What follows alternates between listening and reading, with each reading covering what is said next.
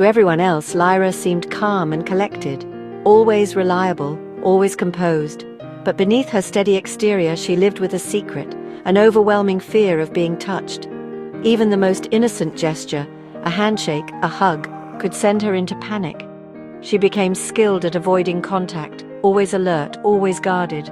The loneliness was crushing. She longed for connection but felt trapped behind an invisible wall. Every day, she wondered if she was broken, isolated by a fear she couldn't explain. Lyra craved connection, a partner, shared laughter, the comfort of belonging. But every attempt at dating ended the same way, anxiety rising as intimacy approached, forcing her to retreat. She couldn't explain her fear, so she hid it, leaving others confused and herself ashamed. Watching friends build families, she felt left behind, her longing for closeness growing deeper. The world moved forward, but she remained stuck, unable to cross the barrier her fear had built. The ache of isolation was constant, a reminder of the life she felt she couldn't have. She wondered if she'd ever find a way out. One night, desperate for answers, Lyra searched the internet for her symptoms. She found a term, sexual aversion disorder.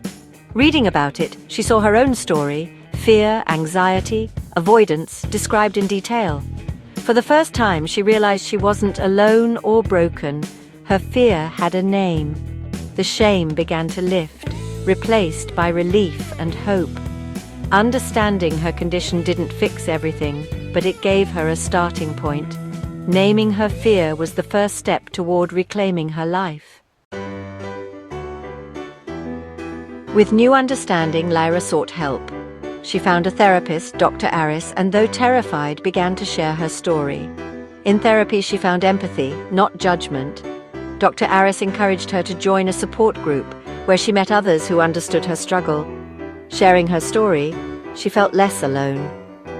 These first steps were hard, but they marked the beginning of healing.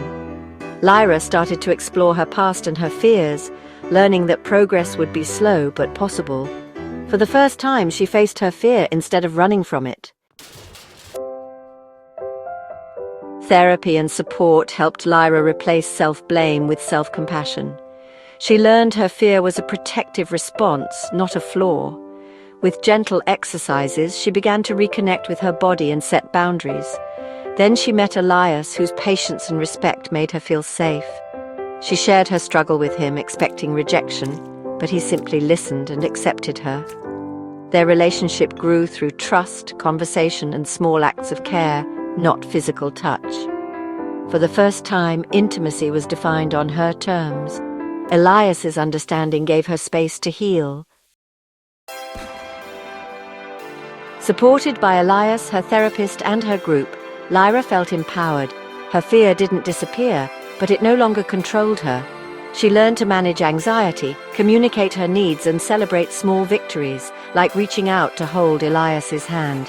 Healing became a journey, not a destination. Lyra's courage was quiet but powerful, the courage to be vulnerable, to ask for help, and to define her own worth. She realized she wasn't broken, she was resilient. Her story is a reminder. Healing is personal, and everyone deserves patience and understanding. True strength is moving forward, even when afraid, with hope and an open heart.